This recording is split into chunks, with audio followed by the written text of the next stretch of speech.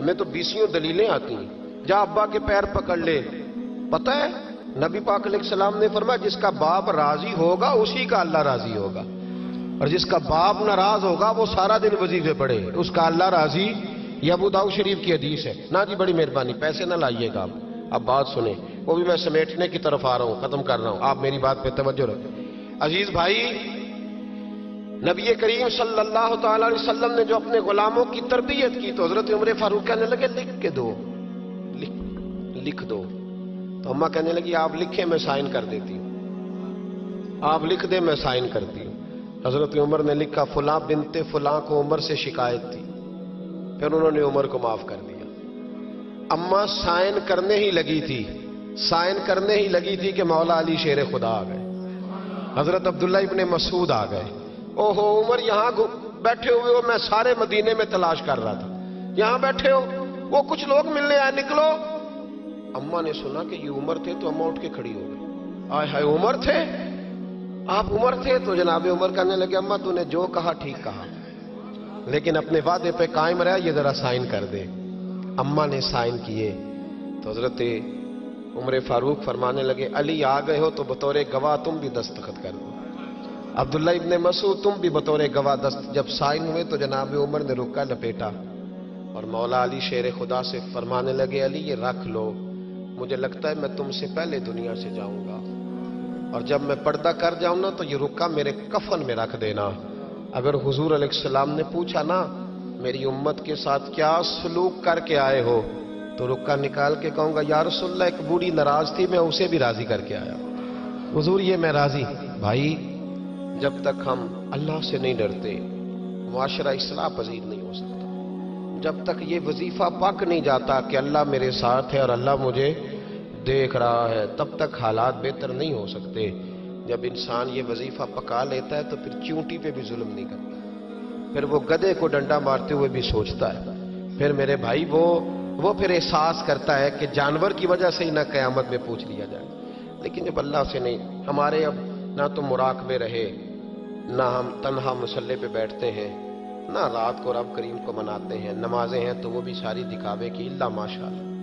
ہمارے سارے معاملات میں دکھاوا اس تیزی سے آیا کہ روح کا وہ اجر اور دل کی وہ کیفیات ختم ہوتی جا رہی ہیں.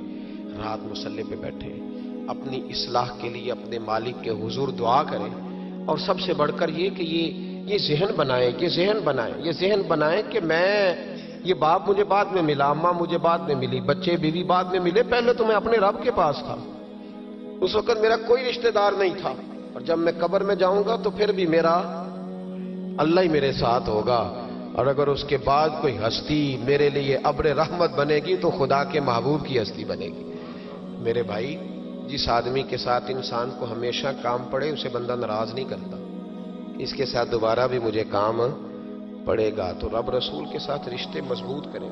ہم بڑے کمزور ہوتے جا رہے ہیں، باتوں کے گورکھ دھندے میں زندہ ہیں. کسی کو بھی چھیڑ لیں، جتنی مرضی باتیں سن لیں، کسی شخص سے بھی آپ ڈسکس کر لیں، جو مرضی اسے سن لیں.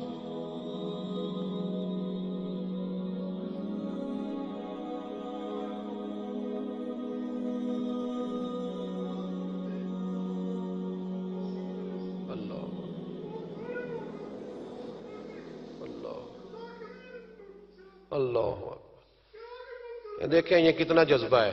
میرا خیال ہے میری تقریر کی تو ضرورت ہی نہیں، ان کے آنسوؤں کو ہی ہمیں مسجد میں لے آنا چاہیے. میرا خیال ہے یہ یہاں گفتگی کی تو حاجت ہی نہیں. آئیں گے مسجد میں آپ لوگ؟ ہلکا پھلکا ہی انشاءاللہ کہا ہے آپ نے.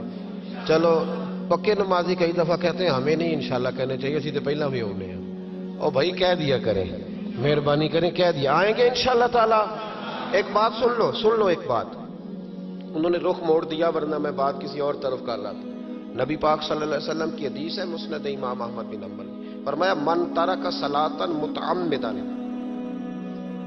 جس نے نماز چھوڑی جان بوجھ کے، فقط کفر، حضور فرماتے ہیں اس نے تو رب کے رب ہونے کا انکار کیا. اللہ کے حضرت غوث اعظم رضی اللہ تعالیٰ عنہ نا، ادھر دیکھو میری طرف. اصل مصیبت یہ ہے، ایک صاحب نے مجھے آ کے کہا میرے لیے دعا کریں، میرا نماز میں دل نہیں لگتا. تو میں نے کہا نماز آپ کا مسئلہ ہی نہیں، نماز مسئلہ ہی نہیں آپ کا. مسئلہ اہمیت ہے، مسئلہ میں اپنے کسی سنگی کو فون کروں نا کہ 12 بجے آ، تو اگر تو میری کوئی اہمیت اس کی نظر میں ہوگی تو 12 بجے آ جائے گا کہ نہیں آئے گا؟ صحیح بتائیں. اور اگر میری اہمیت نہیں سمجھے گا تو آئے گا؟ میں نے کہا مسئلہ دل لگنے کا نہیں. دل تو کئی دفعہ بندے کا پیسوں میں بھی نہیں لگتا تو پھر چھوڑ جاتے ہیں لوگ دولت. کئی دفعہ بچوں کے ساتھ بھی دل نہیں لگتا، اچاٹ ہو جاتا ہے تو چھوڑ دیتے ہو. مسجد میں دل نہیں لگتا تو میں نماز نہیں پڑھتا. مسئلہ دل کا ہے ہی نہیں، مسئلہ اہمیت کا ہے.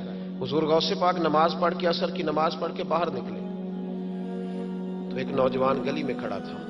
تو حضور غوث پاک فرمانے لگے تو بڑا دلیر ہے بھائی، بڑا دلیر ہے تو، بڑا. کہنے لگا حضور میں تو کمزور ہوں، یہ آپ کیا کہہ رہے ہیں؟ فرمایا بڑا دلیر ہے تو. اس نے کہا کیا ہوا؟ حضور غوث پاک فرمانے لگے مجھے تو کوت والے شہر بلائے، SHO بلائے تو مجھے جانا پڑتا ہے، نہ جاؤں تو ڈر آتا ہے، اور تجھے رب نے بلایا تھا تو گیا ہی نہیں. بڑا دلیر ہے، تیرا خیال ہے دیکھ لوں گا. او بھائی خدا را، نماز کی تو کلیریفیکیشن ہی کوئی نہیں. کوئی دیکھے نا، ہمیں وہ وقت یاد رکھنا چاہیے نا کہ حضرت سلمان فارسی فرماتے ہیں کہ حضور کو تکلیف تھی قدموں میں، بظاہر حضور کو سخت بخار تھا، بظاہر بڑی کمزوری تھی، اور پتہ ہے نبی پاک کا مسجد سے پیار کتنا تھا. حضور نے فرمایا میں نے کئی نمازیں گھر پڑھی ہیں، مجھے مسجد لے جاؤ. تو فرماتے ہیں کہ ایک طرف حضرت قسم بن عباس نے پکڑا تھا، ایک طرف مولا علی شیر خدا نے، اور حضور نے کندھوں پہ ہاتھ رکھے، اور جب مسجد آ رہے تھے تو میری آنکھیں برس پڑی، اس لیے کہ مقدس قدم صفوں کے ساتھ لگ رہے تھے. بظاہر کمزوری تھی، پھر بھی مسجد میں آ کے 17 نمازیں رسول پاک نے پڑھی. وہ کیسا مسلمان ہے جس کا مسجد سے پیار نہیں؟